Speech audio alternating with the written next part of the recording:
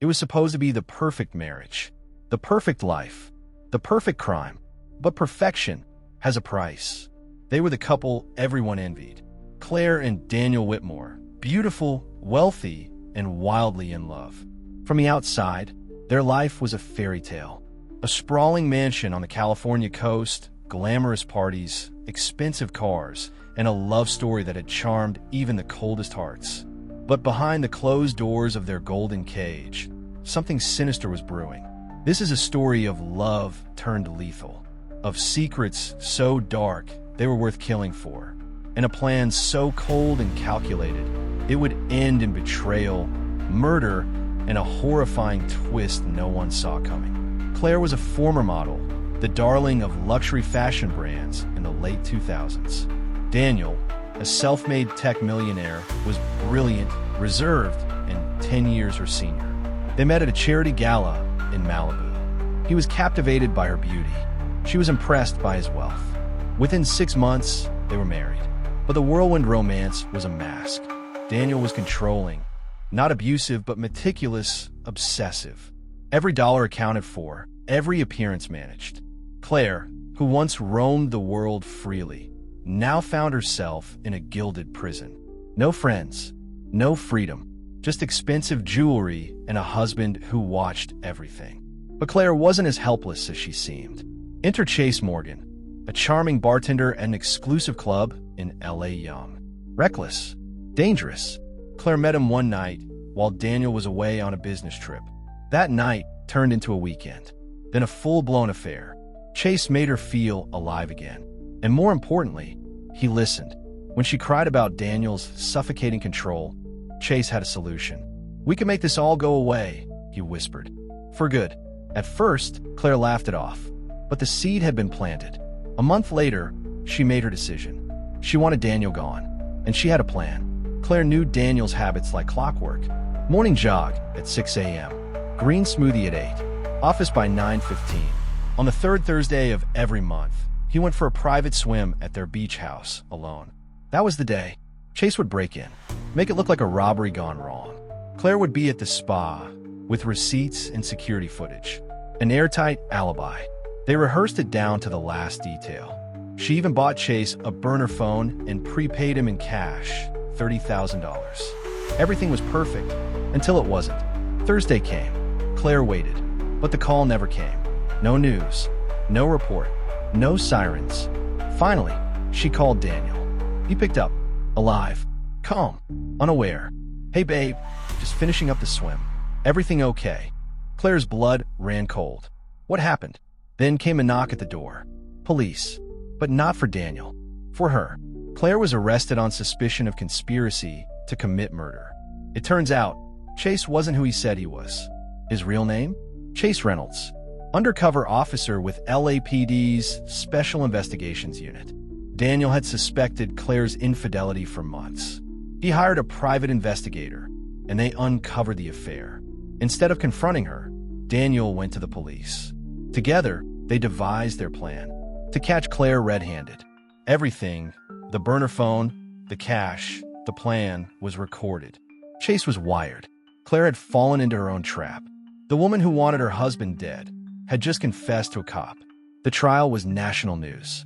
Claire, once the elegant trophy wife, now sat behind a glass wall in an orange jumpsuit. Daniel testified. So did Chase. The recordings were played in court. Claire's voice, cold and clear. Make it look like an accident. The jury didn't need long. Guilty, on all counts. 25 years to life. Daniel walked out of court free, but he didn't smile. In his statement, he said, "This wasn't justice. This was heartbreak in disguise." But that's not the end, because 6 months after Claire's conviction, an anonymous tip came in. It alleged that Daniel had manipulated more than just the sting. He had multiple life insurance policies on Claire, all taken out without her knowledge, totaling $5 million. The tip suggested Daniel wanted her out of the picture too, just in a different way. And that Chase? He wasn't just an officer, but had known Daniel before the sting. Their connection? College roommates, old business partners. Suddenly, the lines between justice and manipulation blurred. Did Daniel use the system to eliminate his unfaithful wife? Or did he simply outsmart a murderer? The case was reopened for review, and Daniel, he vanished. No phone calls, no appearances, just gone. Love can be blinding. We believe what we want to be true until the truth cuts deep enough to bleed. Claire thought she was in control. She played the game of deception and lost. But in this world, even the victims can wear masks. And justice? It doesn't always wear a badge. As for Daniel Whitmore, where is he now? Is he living under a new name, a new life? Or is he the next one on someone else's list? Because someone, somewhere, just found another body. And this time, the game has changed. You can fake a marriage. You can fake a murder. But you can't fake the truth forever. When Claire Whitmore was sentenced to life in prison for plotting to kill her husband, it seemed like justice had spoken. The world moved on. Headlines faded. Cameras turned away. But 6 months later, Daniel Whitmore disappeared. No trace. No witnesses. Just gone. His million-dollar mansion? Empty. His accounts? Quiet. His last known location? A remote cabin in the redwood forest, where the only sign left behind was a single shoe soaked in blood. Police called it suspicious, but someone else called it karma. Detective Melissa Grant had followed the Whitmore case from the beginning. She never bought the perfect husband act. Daniel was too clean, too composed, a man whose wife had just tried to have him killed, but who didn't shed a tear. And then there was the tip, an anonymous email sent to the station 1 month after Claire's sentencing. He set her up. He's not a victim. Check the insurance policies. Start with Zurich Holdings. You'll see, the email came from an encrypted account. No trace. But when Grant followed the lead, things didn't add up. Daniel had 3 separate life insurance policies on Claire. Total value, $5 million. All signed within months of each other. All without her knowledge. And all naming him as sole beneficiary. Grant confronted Chase Reynolds, the undercover cop who posed as Claire's lover. But Chase was cagey. Look, Daniel came to us with a murder-for-hire story. We didn't look into his finances. That wasn't the mission. Still, his body language screamed discomfort. Then the biggest red flag yet, an old yearbook photo. Grant found it while researching Daniel's past. Chase and Daniel in the same graduating class. UCLA, class of 2003. Best friends. That connection had never been disclosed in court, which meant, was the entire sting a setup? Not by the police, but by Daniel himself? Detective Grant pushed harder. She subpoenaed emails, searched bank records, and uncovered something chilling. 2 months before Claire's arrest, Daniel transferred $200,000 to an offshore account in the Cayman Islands. Recipient, S. Kruger Holdings. The name meant nothing until she traced it to a shell company linked to Chase's brother. Suddenly, a narrative formed. Daniel had staged the murder plot. Claire's affair was real, but Daniel saw it as an opportunity. Instead of confronting her, he orchestrated a fake murder-for-hire plot, used his old friend Chase to lure her in, and made sure everything was recorded. He didn't just catch her, he trapped her. And when the trial was over, when the cameras were gone, Daniel took his money and vanished. Back inside prison walls, Claire sat in silence. No visitors, no calls, just time, until she received a letter. No return address, just a single line written in Daniel's handwriting. "You should have been smarter." She screamed so hard the guards had to restrain her. Now she knew. Daniel used her, and she walked right into it. But then came an unexpected ally, an inmate, Maria Delgado, a former tech analyst serving time for corporate fraud. She looked at Claire one night and said, "I think someone framed you." Claire laughed. No kidding. But Maria wasn't joking. She had a theory, and access to a smuggled phone. Together, they began to trace what Claire couldn't before. Back on the outside, the blood at Daniel's last known location came back from the lab. It wasn't his. It belonged to Eddie Stanton, a local drifter with a record and a missing persons report filed 2 weeks earlier. Grant now had a theory. Daniel killed Eddie, planted the scene, and faked his own death. But why? Was someone after him? Or was he playing another game? Then came the voicemail, left on Grant's office line. Distorted voice. But the message was clear. Stop digging. You don't understand who you're dealing with. Daniel Whitmore is just the beginning. In a sleepy village in southern Argentina, a man named Lucas Hartman checked into a private resort. No ID, no passport, just cash and charm. He had a new face, subtle cosmetic changes, just enough to be unrecognizable. But the tattoo on his inner wrist gave him away. Small, barely visible, a chess piece, the knight. Claire once told a friend, Daniel sees life like a chessboard, and he's always 10 moves ahead. Grant tracked the photo, confirmed the tattoo. It was him. Daniel was alive, living free, while Claire rotted in a cell. But Grant wasn't alone anymore. Claire, with Maria's help, had gathered enough circumstantial evidence to reopen her case. Emails, money trails, connections between Daniel and Chase. Even a message left on an old voice recorder from Daniel, whispering to Chase, "She'll take the fall. We'll both walk away clean." It was enough for a federal review.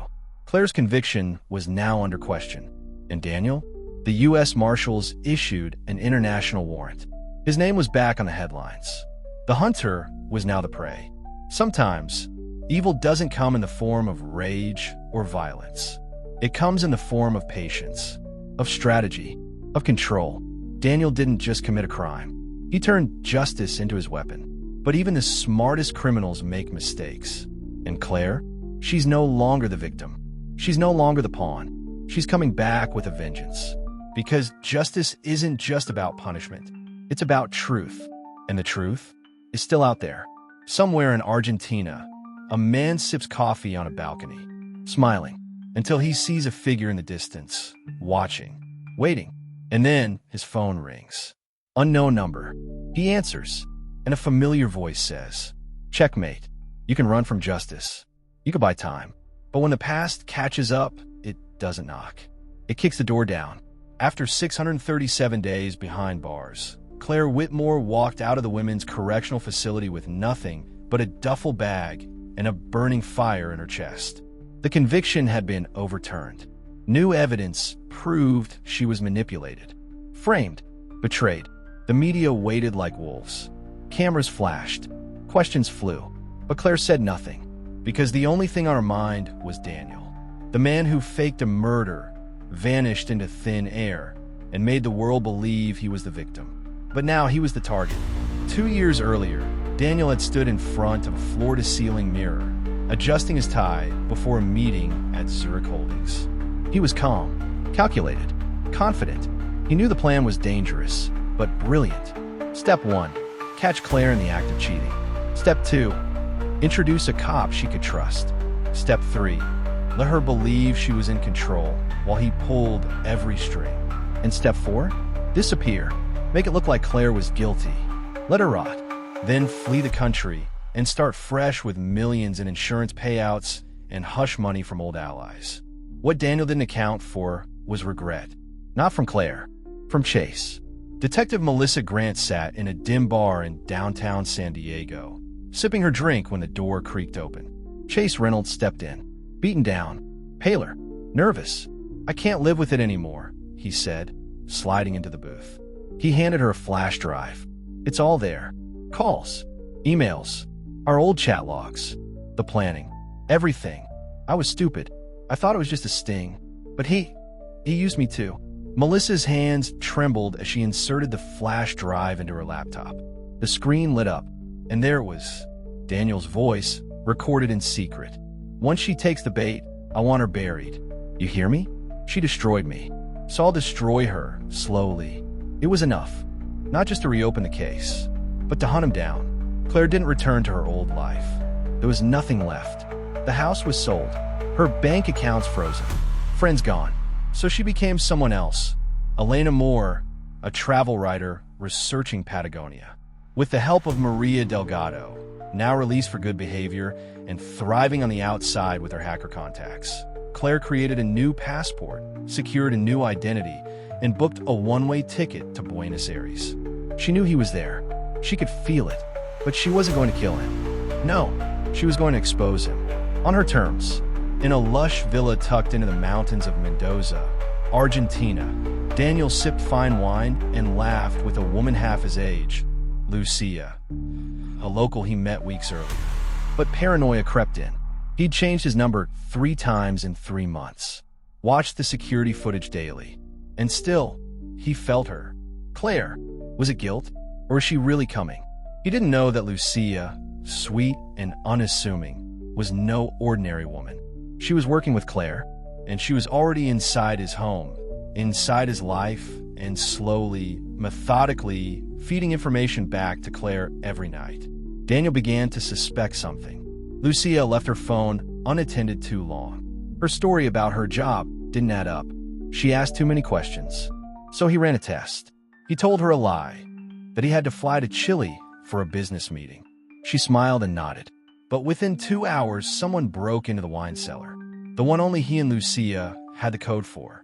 Daniel watched the security footage frame by frame. Not Lucia, not Claire, someone else, a man in a ski mask. But what Daniel didn't know, the footage was fake. A deep fake created by Maria, uploaded into his system while he slept. He thought he was 1 step ahead, but he was already 3 steps behind. Detective Grant had no jurisdiction in Argentina, but that didn't stop her. With Chase's flash drive and enough leaked evidence, she partnered with Interpol under a fugitive at large clause. They tracked Daniel's Cayman Island account. It pinged in Mendoza. She packed a bag. No badge, no uniform, just a photo of Claire and a gun. Claire finally confronted Lucia on the roof of a downtown hotel. "He suspects me," Lucia said. "Let him," Claire replied. "It's time." They executed the plan in stages. Lucia would invite him to a private vineyard for a romantic getaway. Maria would reroute the car's GPS, sending him toward a remote location, the same cabin where he faked his death. And Claire would be waiting, but something went wrong. Lucia never showed up at the vineyard. The GPS signal vanished, and the car, it exploded on the edge of the cliff. Interpol arrived hours later. No body, just charred metal. Claire was questioned. Lucia was gone. Grant arrived at the scene, eyes wide with disbelief. "Did you kill him?" Claire shook her head. "No, but someone did." Suddenly, her phone buzzed. A blocked number. A message. "You were never the queen. Just another pawn." But now the board's flipped. Let the real game begin. Attached, a photo. Daniel, alive, wearing a beard, standing beside Maria.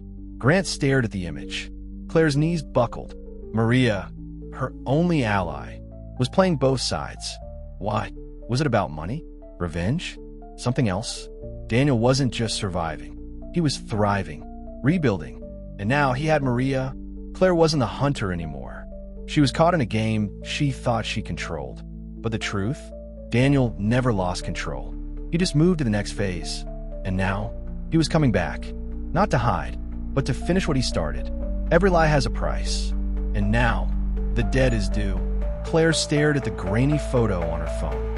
Daniel, alive, standing beside Maria, her only ally, her supposed friend, the woman who helped fake documents, manipulate GPS data, and infiltrate Daniel's digital fortress. Claire's heart pounded. Was it staged? A deepfake? No. The timestamp, the shadows, the vineyard in the background, it all checked out. Daniel and Maria were together. Not just together, partners. It had all been a setup. The ultimate betrayal. And the cruelest twist? Claire had never been the puppet master. She was just another marionette, dancing for someone else's show. 2 years earlier, Maria Delgado had walked out of prison with a chip on her shoulder and a brilliant, twisted mind. Claire had come to her for help, but Maria had already been approached by Daniel. He offered her $500,000, a clean record in Europe, and revenge. Maria didn't care about Claire's innocence. She cared about power, control. So, while she helped Claire build a new identity, plant digital footprints, and stalk Daniel, she was feeding him everything. Every message Claire sent, every step she took, every secret she shared. Daniel was never in danger. He was in command. Claire stormed into the boutique cafe, where Lucia now worked under a fake name. Their plan to trap Daniel had failed.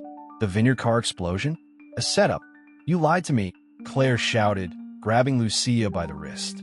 Lucia's eyes filled with panic. Or was it guilt? "I didn't know. I swear. I thought he was dead. I thought we won." Claire pulled out her phone and showed the photo. He's alive, and Maria is with him. Lucia gasped, stumbling back. But Claire wasn't sure anymore. Could she trust her? Or was Lucia part of the plan too? Everyone was a suspect now, even herself. The next morning, a new video hit the dark web, uploaded anonymously. Daniel, sitting in a candlelit room, wearing black gloves, sipping wine. To the world, I died. But death is such a temporary inconvenience when you know how to vanish. He smiled. You wanted justice? You wanted truth? Let's start with this. He tapped a remote. The screen cut to footage of Claire, crying in a prison cell, screaming at guards, talking in her sleep about guilt, knives, and blood. Taken out of context, it looked damning. The world sees what it wants, but the truth is subjective. He leaned in. This is my show now, and the next episode ends with a funeral.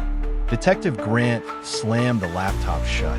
The footage wasn't leaked by Interpol. Someone had hacked their files. Claire had been set up again. Grant was furious, not just because justice was being twisted, but because she believed Claire. Deep down, she knew she was innocent. But the case was collapsing under manipulation. Interpol wanted to pull out. The Argentine police wouldn't get involved. And without hard evidence, Daniel would walk, unless they broke the rules. So Grant did something she never thought she would. She picked up a burner phone and called Chase Reynolds. We need to flip the game. You in. Chase agreed to help, but he had one condition. I want immunity. Full. In writing. Grant reluctantly agreed. They built a trap. Claire would go public. Tell her side of the story in an exclusive live stream. An emotional appeal to the public, sharing everything. The fake murder, the betrayal, the lies. But behind the scenes, Grant and Chase would trace Daniel's live stream IP. They'd finally locate him. It was risky. If Daniel suspected a setup, he'd vanish again. But they had no choice. This was war. Claire sat before the camera. Makeup minimal. Voice trembling. My name is Claire Whitmore, and I'm not the villain of this story. I'm the victim, and so is the truth. She recounted everything. From the day she met Daniel, to the affair, the stage hitman, the fake murder. Tears rolled down her cheeks, and across the globe, tens of thousands watched, including Daniel. He poured himself a glass of scotch, smirking. You always loved the spotlight, he whispered to the screen. But he didn't notice what was happening behind him. A red light blinking on the router. A silent program running in the background. Chase's malware had finally gotten through. Coordinates appeared on Grant's screen. An island off the southern coast of Chile. Private. Remote. Owned by a shell company linked to Zurich Holdings, Daniel's old firm. Grant moved fast. She contacted a rogue division of Interpol. They'd raid the compound at dawn, but she didn't tell Claire. Because if Claire knew, she'd try to get there first and get herself killed. Claire didn't need to be told. She watched the stream delay, noticed the time lapse, did the math. She figured it out on her own. And while Grant and Interpol scrambled to board a flight, Claire was already gone. Lucia had secured a boat. And by midnight, Claire was sailing straight into the lion's den, armed with nothing but a pistol and vengeance. On the island, Daniel stood at the edge of a cliff, watching the waves crash below. Maria stood beside him. They'll come, she said. Let them, he replied. Let them see what happens when they try to rewrite my story. Suddenly, a gunshot rang out. Maria screamed. Daniel spun around, and there she was. Claire, alive, armed, eyes full of fire. Game's over, she said, cocking the gun. You really think you're in control now? Daniel smiled. He raised his hands, then whispered, checkmate. Suddenly, boom, the ground shook. A nearby shack exploded in flames. Claire turned. Smoke everywhere. Shouts. Sirens. But when she turned back, Daniel was gone.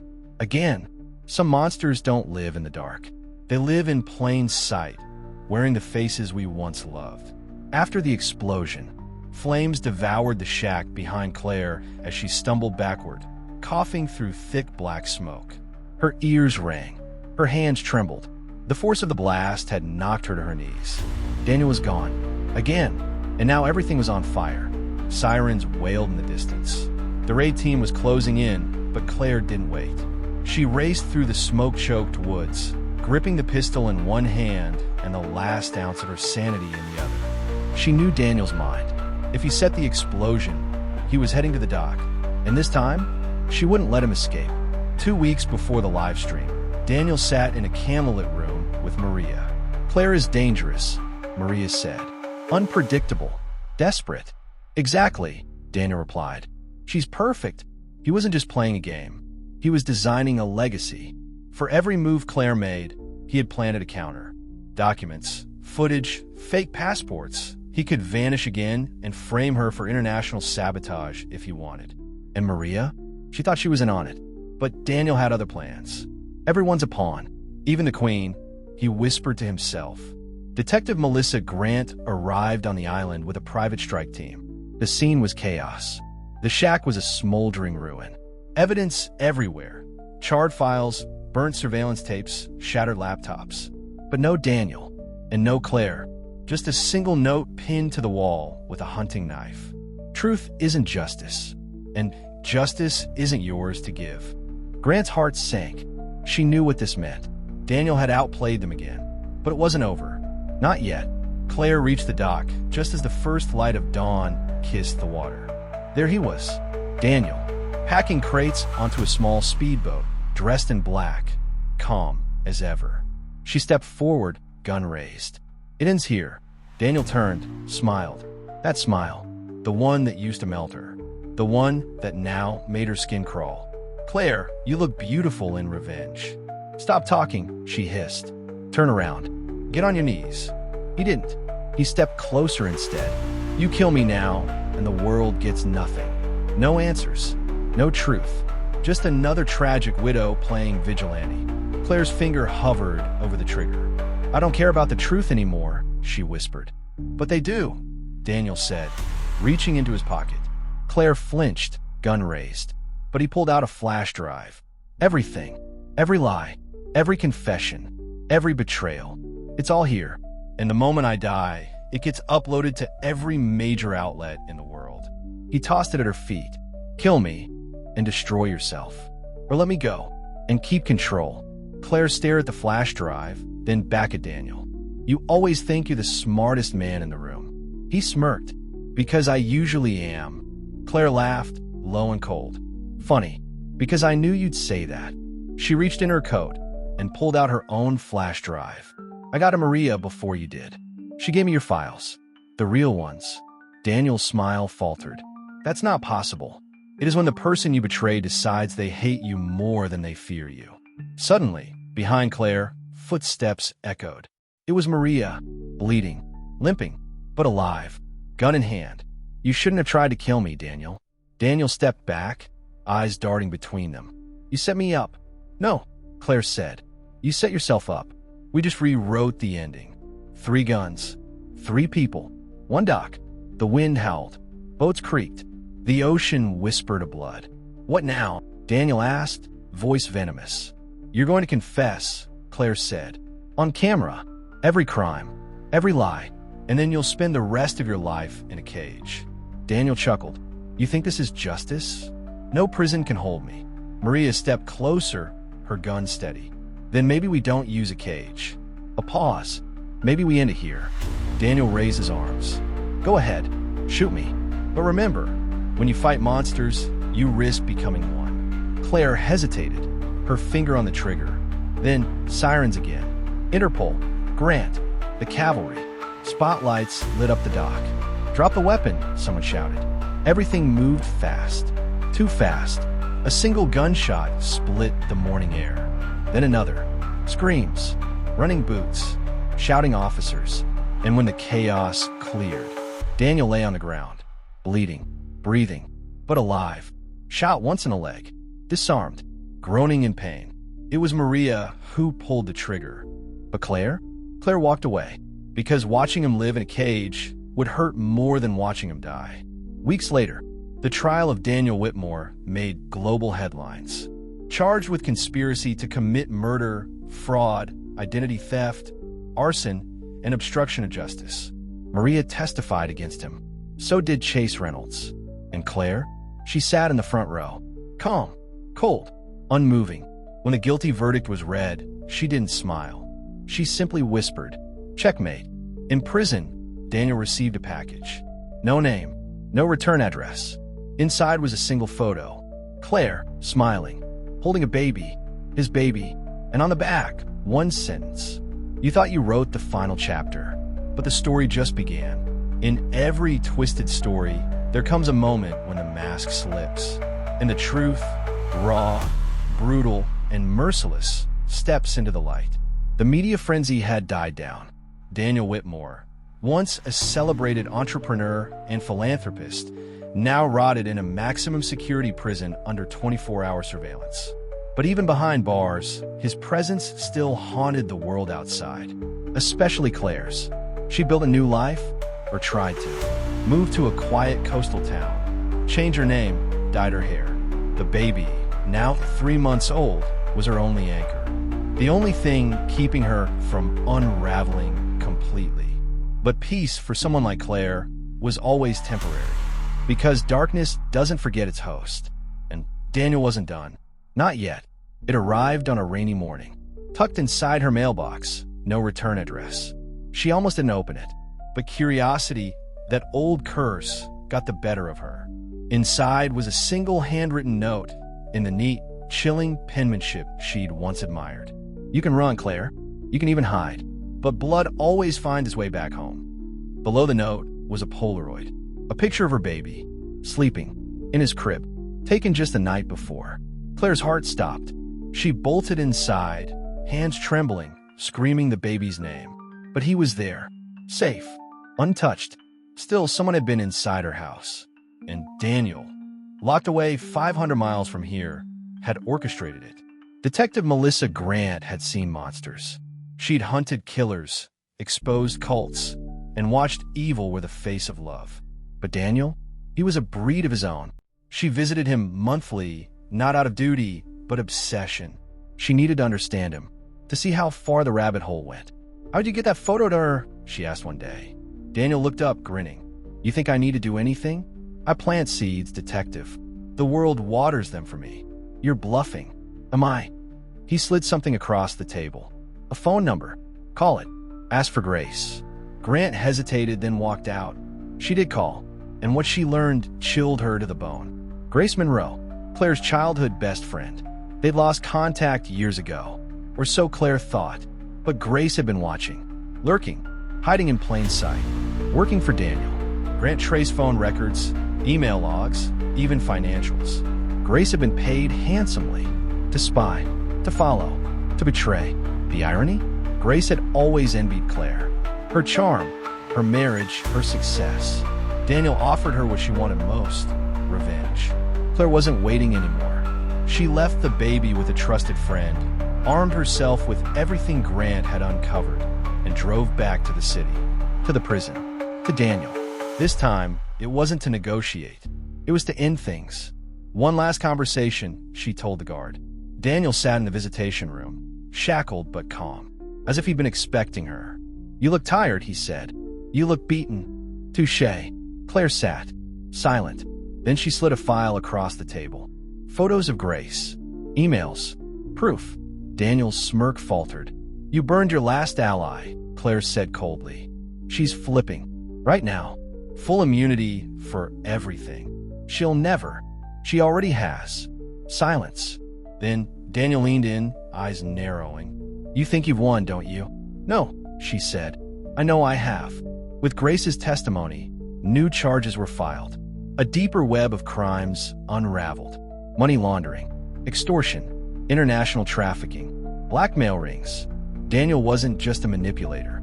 He was an architect of chaos. And now, he'd spend the rest of his life in solitary. No parole, no loopholes. But just before his transfer, he requested one last thing. A message for Claire. He recorded a video in his cell. "You may have caged the lion," he said, eyes burning, "but the forest still remembers his roar. You think your son will grow up free of me? You're wrong. My blood runs in his veins. You can't erase me. One day, he'll come looking for answers, and I'll be waiting." The prison refused to send it, but someone leaked it online. Claire watched the video in silence. Her baby slept in the next room, a lullaby playing softly. Tears welled in her eyes, not from fear, but fury. Daniel was gone, but the idea of him still clawed at her life. She could vanish again, change names, identities, countries, but then she'd be running forever, and he'd still win. So instead, she made a choice. She turned to the camera and recorded her own message. To my son, someday, you'll ask about your father. You'll hear stories.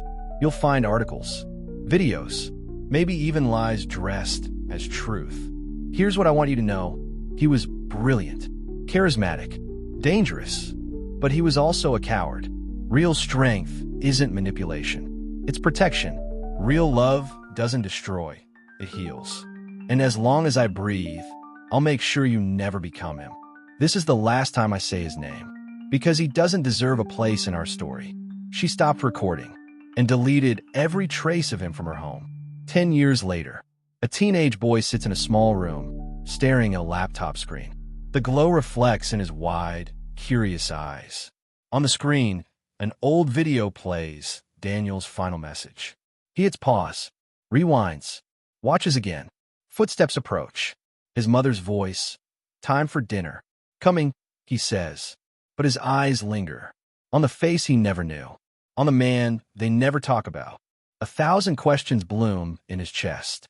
And as the screen fades to black, one thing becomes clear. This story isn't over.